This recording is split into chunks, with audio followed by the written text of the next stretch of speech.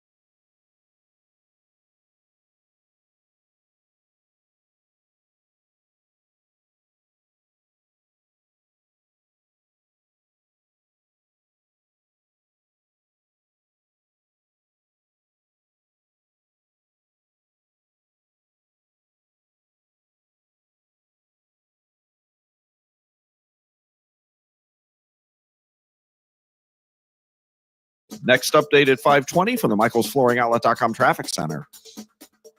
You're listening to the Redbird Rush Hour on 104.1 KMOX.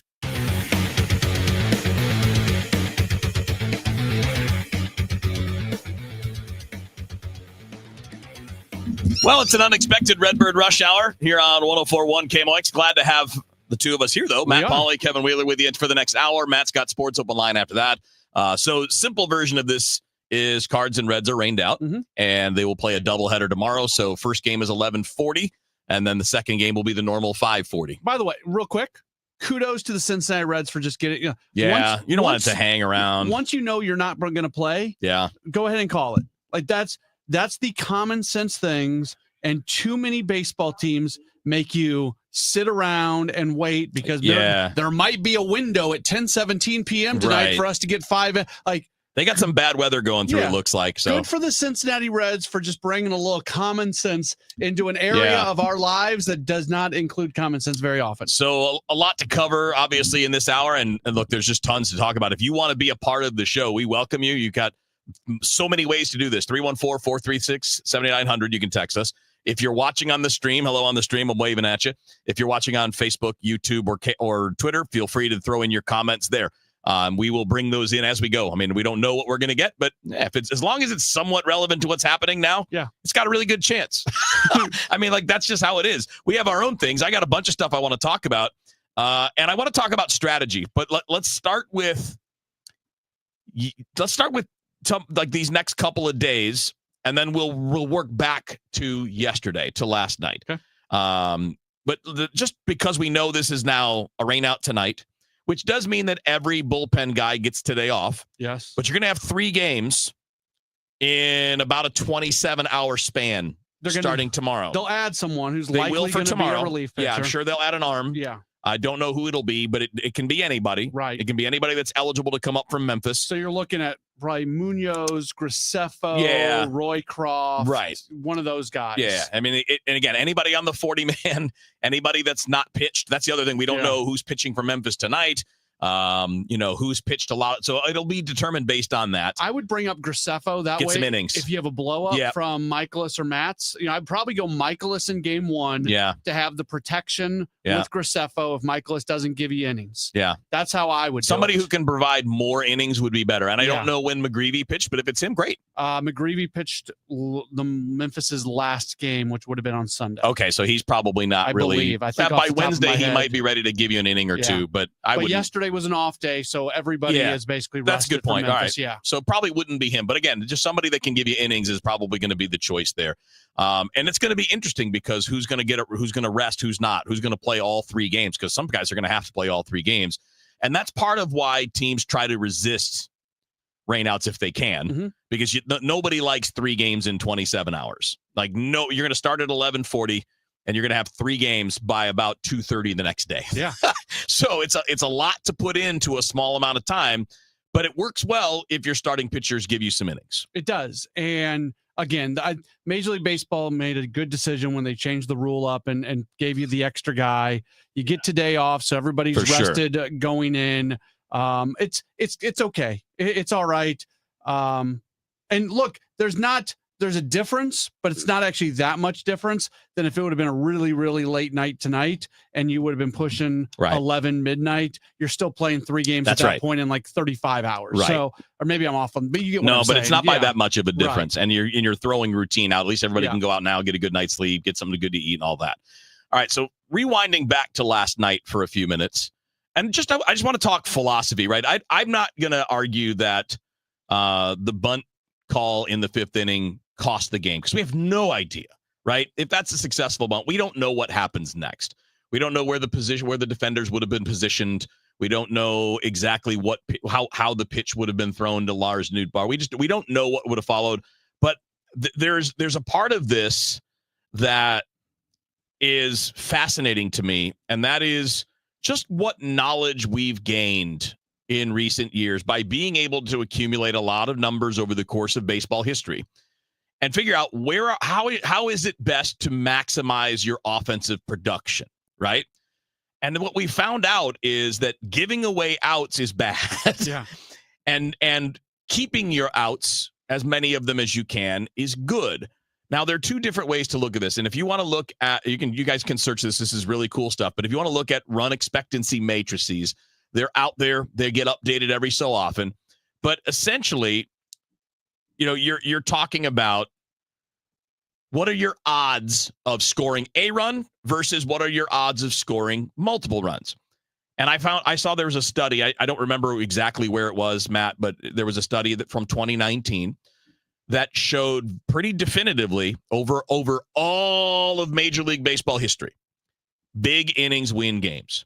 Half of Major League games of all time were won by a big inning. So big innings are how you win games more often than playing for 1 or 2 runs, especially in the middle of a game. But if you understand, like here are the odds, for example, of the expected number of runs in a given inning with runners on first and second and nobody out. Okay, it's 1.37. That's how many runs you're expected to score that inning.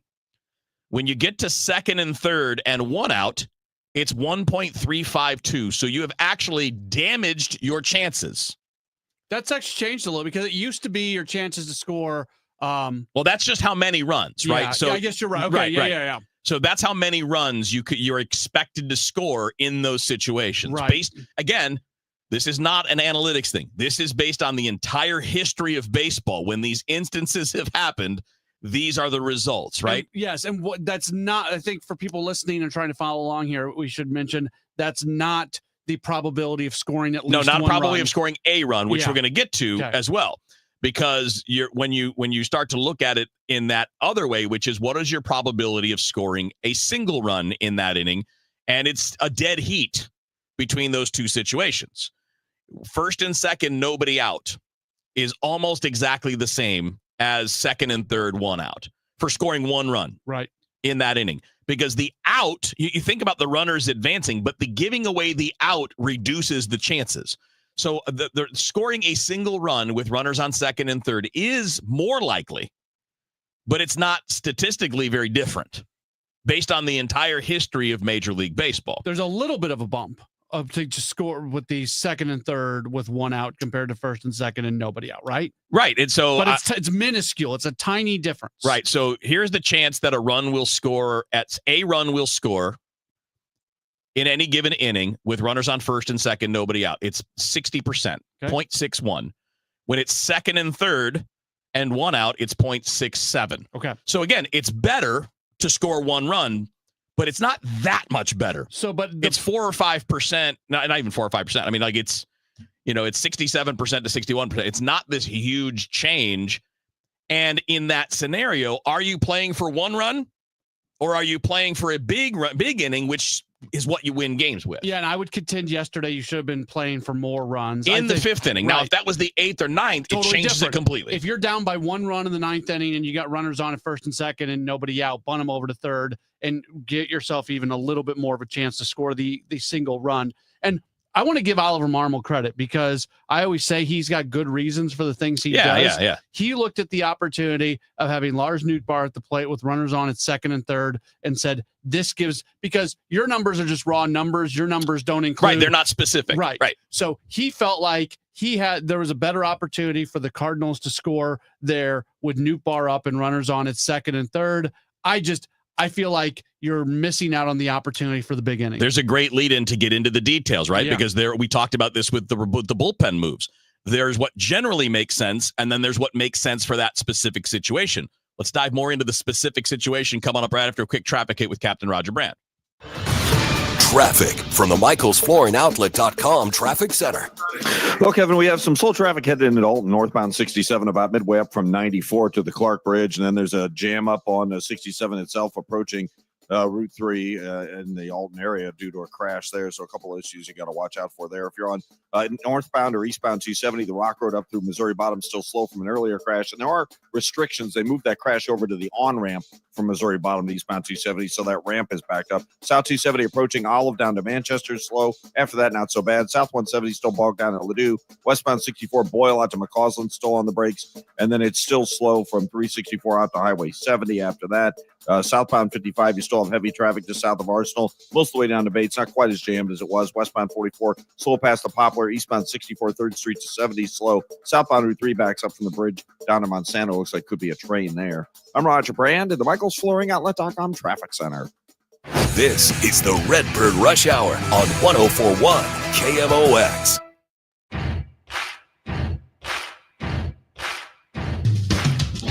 All right, back in on the Redbird Rush Hour. Matt Pauley, Kevin Wheeler with you here till 6. Matt's got your sports open line from 6 until 8. Obviously, Cardinals rained out tonight.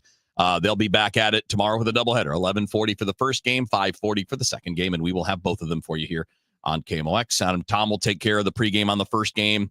Post-game, is that going to be you? That'll be me. That'll be you, and then right into the pregame. You get a little break in there for DGS. We'll have a little DGS window. Right. And then right back into what would have been tonight. Forecast says we can get a little Dave Glover show in there. There's a window setting up. We get a few segments in, and hopefully they'll be able to call it a complete game. All right, so this is why I love this baseball talk. And again, you're free to comment.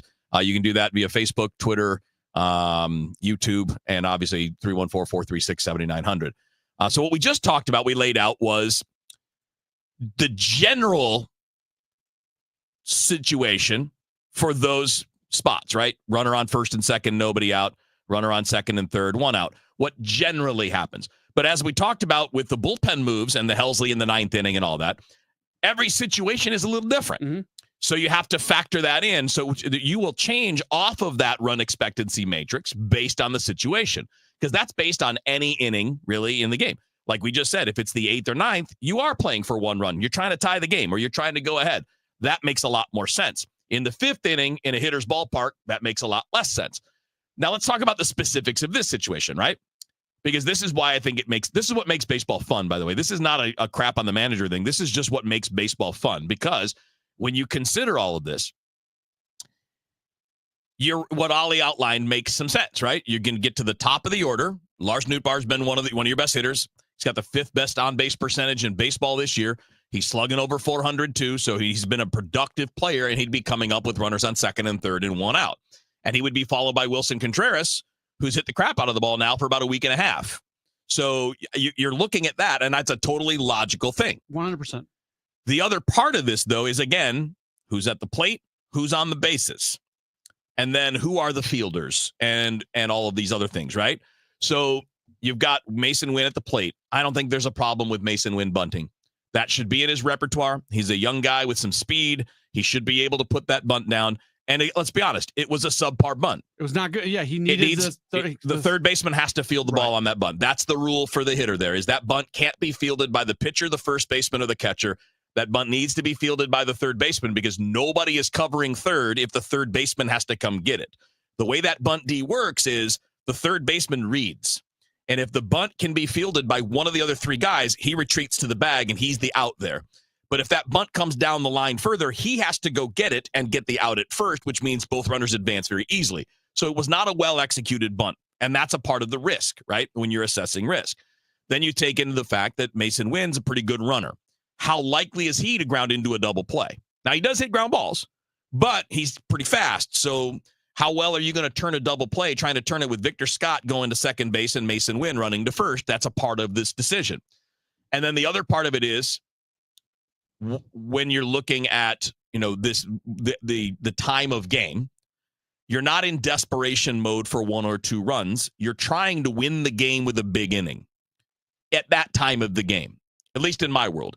And if I'm going Mason Wynn with runners on first and second, I don't know that that's such a negative that I would say bunt. But then there's the one X factor. You had the slowest runner on the team at second base.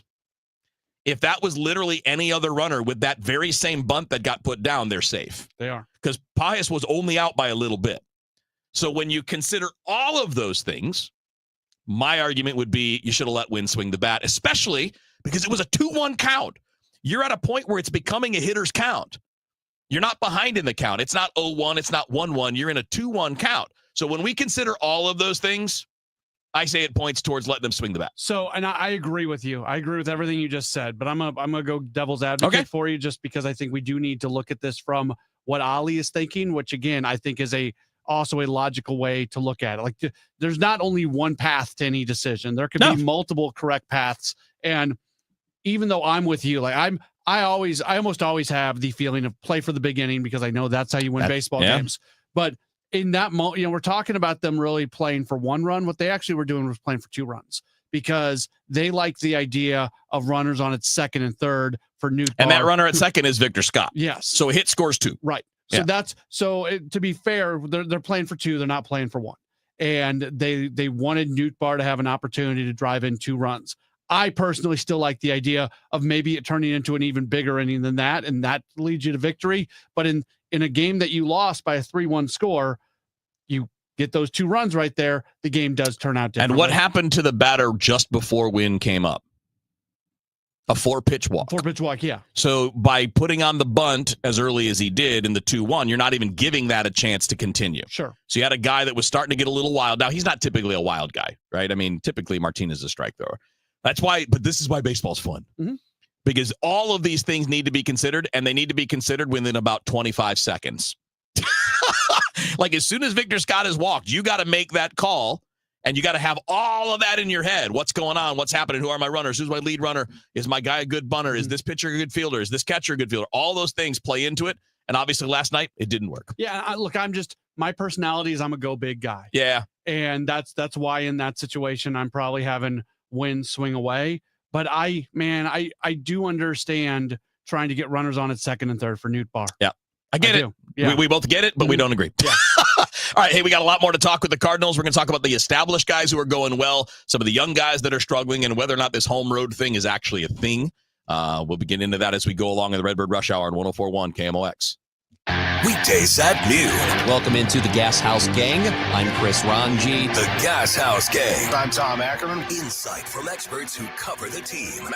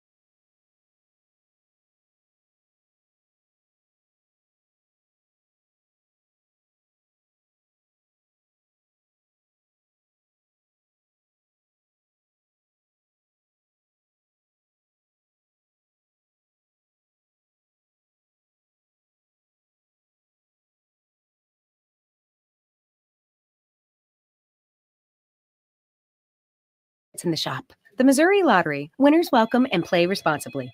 You're listening to the Redbird Rush Hour on 1041 KMOX.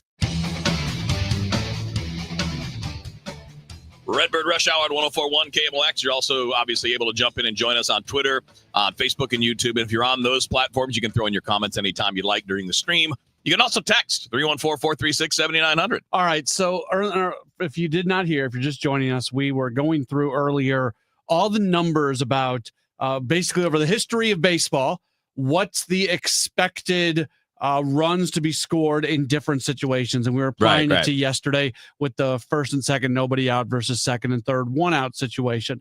And those are just raw statistical. Just here's what's happened. It's like what your batting average with is. No bias whatsoever. Right. It's as simple as 1 + 1 is 2. Right. Like it's a math equation.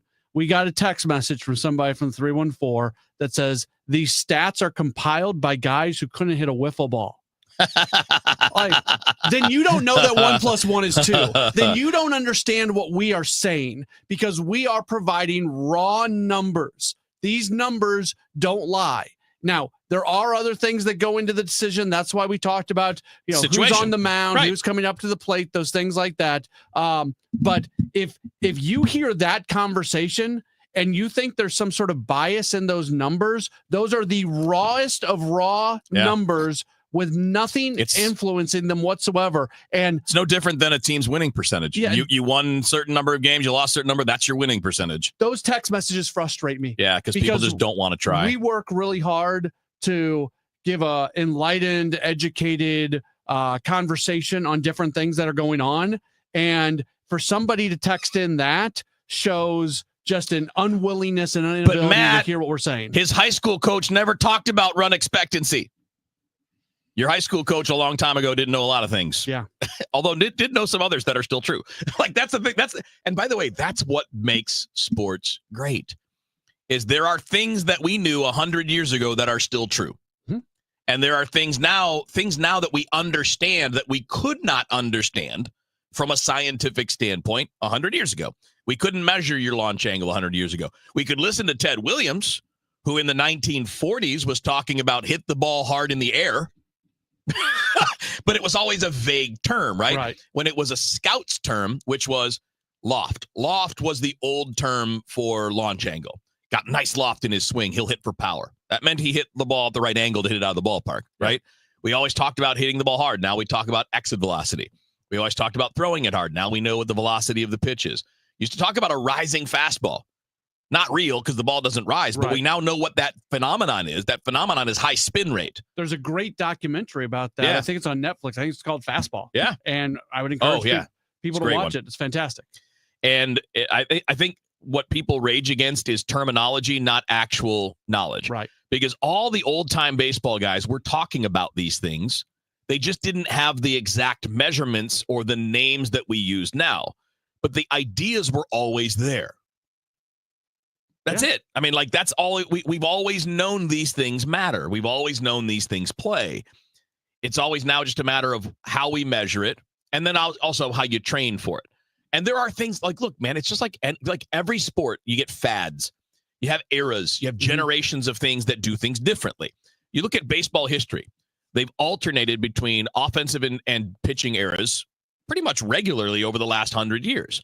And it's because one's always adjusting to the other, and you're finding new ways to do things. And sometimes rule changes. And rules changes play a big role in that. The fact that you can't have three fielders on either side of second base. That's right. That changes things. Even the bigger bags, that very small change. No, but it's something. But it's something. So, pitch clock changes things. I mean, they raised the mound many years ago. Added DH changes things. Yes. So baseball definitely impacts things. There are external forces that can impact things. Yes, and again, no other sport is any different. Look at the NHL. Go look at the offensive era of the 1980s. Right, the neutral zone trap doesn't exist anymore. Right, and the alternate to the 1980s was the late 90s and early 2000s, which was the left wing lock and the neutral zone trap and the hooking and holding and the clutching and the grabbing. And then the NHL's like, nope, this sucks. We're not doing that. Yeah, it was terrible. So they started enforcing the rules, and then we got back to somewhat normal. Right. Mm-hmm. And that's how these things go. But that's why there are these changes in philosophy, because in all sports, there are always changes trying to get an edge. All right, we're going to get back to some more current things. We're going to talk about the established guys on the Cardinals. They're doing pretty well right now, and whether or not the home road thing is actually a thing all on its own. I mean, we know it exists. It doesn't mean anything. That's coming up after traffic. We get a little hit with Roger Brand. Traffic from the MichaelsFlooringOutlet.com Traffic Center. Well, it's not bad out there now, Kevin, although we do have, it looks like, a little trouble in Madison County, eastbound 270 before the Canal Bridge, an incident blocking. Traffic's jammed back to the Chain Rock, so be careful if you're headed that way. But we cleared out northbound 67, headed up to the Clark Bridge and Alton, so that's one easy way home, at least, as opposed to 270. Westbound Highway 70, great shape, just a little slow past 61. Westbound 64 from about Boyle out through Clayton Skeeker's pretty heavy, but after that, again, clear sailing in Wentzville. Eastbound 64 just slow through the Interbelt. South 170 heavy from Ladue to 64. South 270 a little busy at Olive. It's slow midway down from 44 to Gravois. After that, you're okay. Southbound 55, Gasconade Bates just a little busy. Westbound 44 past the Poplar, and westbound 64 on the Poplar just a little busy downtown as well.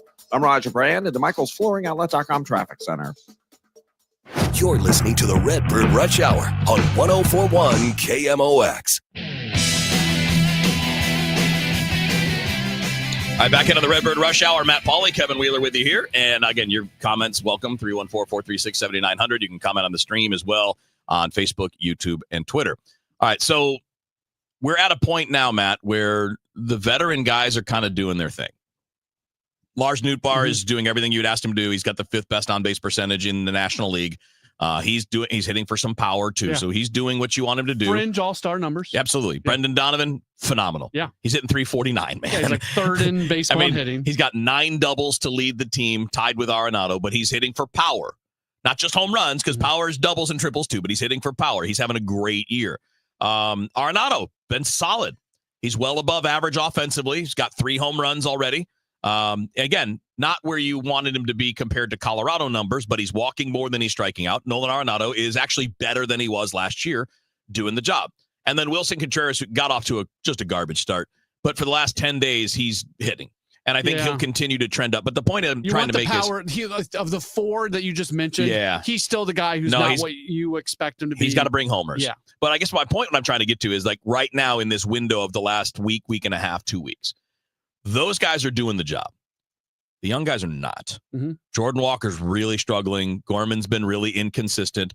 Victor Scott's not been terrible. He's still finding ways to contribute, but his offense has fallen off a little bit in the last week and a half. The catchers are not hitting over the last week or week and a half. This team really misses Ivan Herrera. And that's kind of where I wanted to go.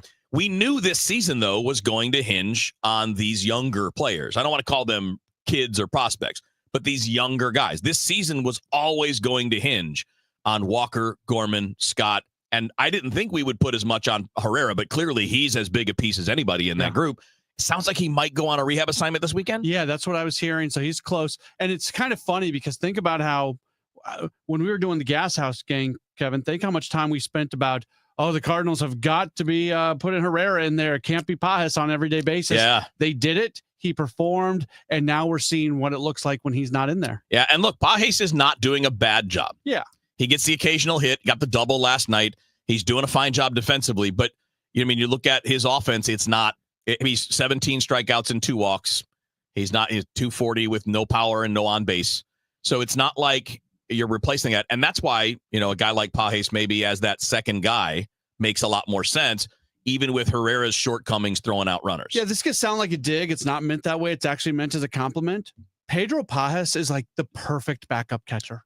A guy you can trust if you need him to play for a week or two also. Yeah. He's fine, but he's not going to hit. He's not going to embarrass himself at the plate, but he's also not going to put up big numbers. Right. And Herrera has the chance. Now, we don't know based on 21 at-bats that he's definitely that hitter, but he was always a good hitter in the minors, always a middle-of-the-order bat as a developing prospect, and we saw it last year, and now we've seen it this year, and we saw it in the spring too. So in every opportunity he's had at the major league level, both late last year, early this year, and in spring training, he has hit. Yeah, 305 career at-bats for Ivan Herrera, and he's got an 815 OPS. That's, again, for most people, that's 25% above average. Yeah. Right, low 700s is probably average, like 710, 720 is probably average. And 305 isn't a ton, but it's not nothing either. No, not at all. Not at all. It's something.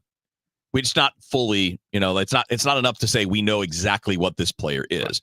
But I guess this kind of gets back to what we knew, which is this offense is going to be about what happens with the younger guys. I mean, we know that we weren't sure exactly what Arenado was going to be. This version of Arenado plays. He's a plus player right now. He's a plus side offense, and we already know that he's a top end defender. So he's not hurting you. Last year at times offensively he hurt you. Mm-hmm. He's not doing that right now. But you got to the guy that has to get it figured out. Well, the two guys are Gorman and Walker. Like Mason Wynn is in that boat where even if he's a little below average offensively for a period, you'll live with it because he's a great shortstop. And Victor Scott, kind of the same, right? Even if there's a period where he's not hitting, his speed changes games, and his defense has been phenomenal. He's in like the top 6 or 7% defensively so far this year. He's been an elite outfielder. Mm-hmm. So with him and Wynn, I shouldn't undermine or not include the defense in Walker's game because he's been pretty good defensively. He's been really good. He made a nice play on that double play yesterday, coming in on a ball and throwing on the run, which, by the way, you can see his infield background on that one because most pure outfielders who never played infield don't make that throw. I wish I had the numbers in front of me. His outfield assist number, like he leads the Cardinals since he's got a great arm. Last year or something. It's really good to see. So I think it's, and again, I'm not talking about the pitching side because the pitching side will probably determine how good this team can be. The offense is probably going to be middling. Mm-hmm. But for it to jump up, it's going to be Walker being better. It's going to be Gorman being better. It's going to be Wynn and Scott being better than what their numbers say right now. And it's going to be Herrera being in there. Yeah. How long until we start looking at Nolan? Because I believe in the runway for him. And he's a guy who can be a 30 home run guy, but he's not doing it right now. He's got a 661 OPS, 17 110 strikeouts. points better than Walker. Yeah. And he's got half the number of at-bats. 17 strikeouts, though, and 48 at-bats. That's a lot. He's a strikeout guy, but that's more than you want. Like at some point in time, that runway gets to a point where you say, okay, this just isn't working. I would say with him and Walker, it's probably around the same time this year. Although some of it depends on the team, right? If you're 10 games out, who cares? Play them. And do you keep giving, like Walker, they don't have somebody else to go throw in right field. Gorman, you could put Koperniak out there, but that would be a waste. Right. With Gorman, you could put you're trying to figure out Sajaci, Donovan, Burleson. Eventually Weatherholt. Right. So they want to give him, they're intentional right now, but what they're trying to do, I don't know how long that can last. The funny thing, though, is his numbers are no worse than Burleson's, and you don't hear anybody worrying about Burleson. Yeah, that's because he hits for batting average. Right, and there's so much, to me, the ceiling on Gorman is so much higher than the ceiling on Burleson. I mean, their OPSs are almost identical, 661 to 662. Is that almost identical? Yeah, that's pretty close. All right, we got one more segment to go. We're going to talk a bit more about what's going on in this current season. I want to talk a bit more about this home road thing. And we know it exists. That's not the question. Is there a reason for it yet that we can understand? That's coming up. It's Redbird Rush Hour on 104.1 KMOX. Another RX Watch brought to you by Onder Law. Welcome back to RX Watch. This alert is disturbing. Right. A while back, we learned that companies like Johnson & Johnson use a mineral called talc in baby powder and other products. And studies show that talc, when used for feminine hygiene, can cause ovarian cancer. Now listen to this. RX Watch has learned that the talc they use is being mined in China. Right, and talc mined in China contains heavy metal contaminants like chromium and magnesium, which are known to cause cancer. But China doesn't care. So China gets the jobs and we get contaminated talc in our baby powder. And ovarian cancer. Right. With their specialized tests, the medical team at Onder Law can help you know if your ovarian cancer was caused by talc. Onder Law has helped women for years with free and confidential consultation. You need to call Onder Law's pharma attorneys at 1-800-RX-WATCH. Call Onder Law at 1-800-RX-WATCH. That's 1-800-RX-WATCH, or go to rxwatch.com. The choice of a lawyer is an important decision and should not be based solely upon advertisements. Experience the exhilarating atmosphere of a Cardinals game. Join the sea of red in the wave around the stadium. Feel the rush of excitement as a home run lights up the sky with fireworks, bringing the whole ballpark to their feet. Nothing beats the thrill of watching the Cards get the W with the final out at the plate. It's more than a game. It's an experience. Visit Cardinals.com for tickets and info. St. Louis Cardinals for the Lou. Game tickets? Check. A round of cold beers? Check. Ballpark hot dogs? Check. Baseball is back and nothing beats a night out with the guys. Or ladies. At a Cardinals game. From thrilling games and mouthwatering eats to the iconic ballpark energy, Busch Stadium is the ultimate spot for you and your crew to dive into America's favorite pastime. Make your next night out the best one yet. Join us at Busch Stadium, where every hour is happy. For tickets, visit Cardinals.com. St. Louis Cardinals, for the Lou. Traffic from the michaelsflooringoutlet.com traffic center. Well, the only real jam we have right now is because of this incident eastbound 270 at the Canal Bridge. It's a solid jam back across the Chain Rocks Bridge, bumper to bumper, heading into Madison County. Other than that, it's just basically slow westbound 64 Boyle out through Clayton Skinker. It's wide open in the Wentzville area. Westbound 70 is wide open downtown to Wentzville. South 270 is cleared out. Southbound 170, just a little slow. Brentwood to 64. Eastbound 64, busy 170 through Hanley. And southbound 55 just kind of off the pace. Gasconade debates, but the rest of these highways are looking great for you now. I'm Roger Brand at the michaelsflooringoutlet.com traffic center. This is the Redbird Rush Hour on 104.1 KMOX.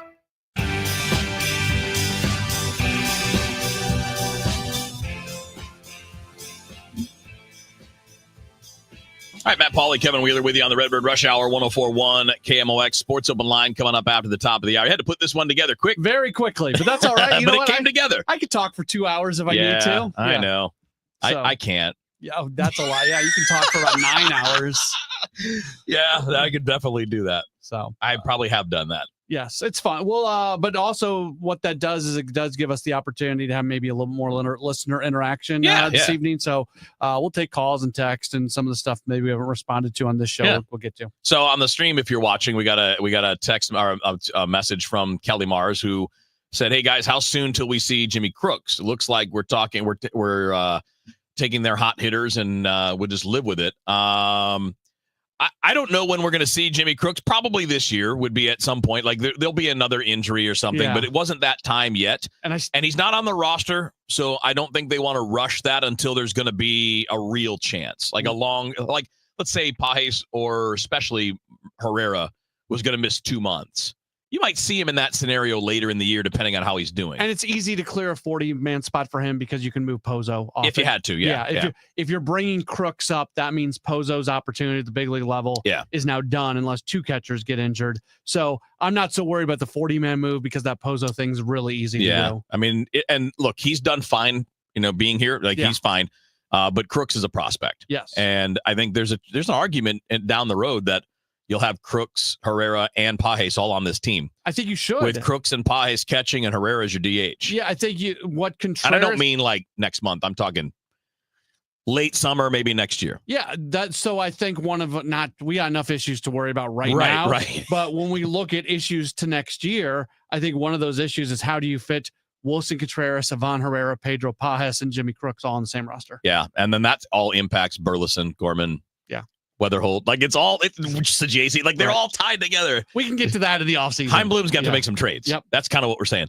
All right, so let's close on this. The home road thing is let's be honest, the home road thing is ludicrous at this point. Mm-hmm. The home record's good. You do expect to play better at home. Most teams have a better home record than a road record for obvious reasons. You're comfortable. You're not off a flight and into a hotel and then all that. You're not dealing with all that.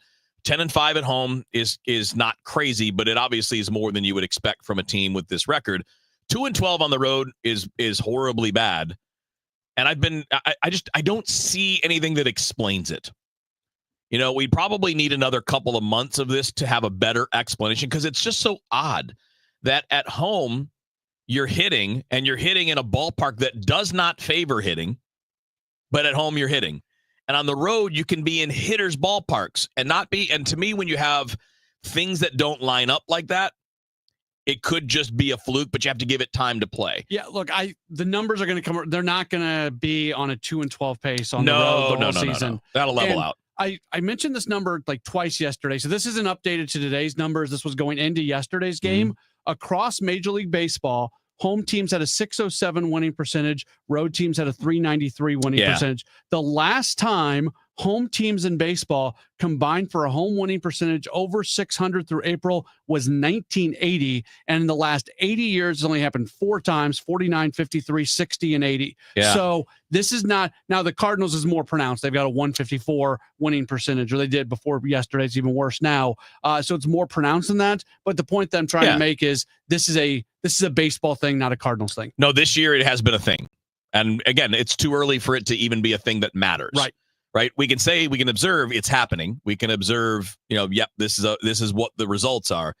We don't know that it means anything, and we won't know that unless it continues for a period of time. And there's really no reason why it would. It'll balance out over 6 months. They're not going to have as good of a record on the road as at home in all likelihood. But again, it's not going to be. It'll probably be more like that 60-40 thing you just talked about. Like, that's even a bit extreme. It's probably going to be more like 56-44, something along those lines. They'll go on a run on the road, and it will start to even itself out. Now, what we need to see, and obviously, it's not going to be easy, but what we need to see is a run in the win-loss column in general. Yeah, because they've had that back and forth, but we haven't had the fourth here in a while. They're flirting with being. We said we don't want them to be buried in the first months of the season. Yeah, they're not. They're 5 games back. That's fine. But you go much further. You start getting 8-9 games back, and then I think you look at this team a little differently. If you play at that same pace for another month, you will be that. Yes, exactly. And that's assuming the Cubs play at their current pace, which they might. They're better than I thought. And the thing is, they're hitting better than I thought. Like, that's been the surprising thing. Yeah, they're 17-12. I feel like, and I don't feel like they've played over their skis. No, I mean, I think they have a little, but not by a lot. Yeah. I think that these teams are all going to be like they and the Reds and the Brewers. If the Cardinals were to figure it out to be in those 80s. I don't know that anybody's really like 92, 95 wins. They're probably all 80, 91 and below. Yeah, would seem like it'd make the most sense. Have fun on Sports Open Line. That's Matt Pauley. Sports Open Line's coming up after the 6 o'clock news here on your home for the Cardinals, KMOX.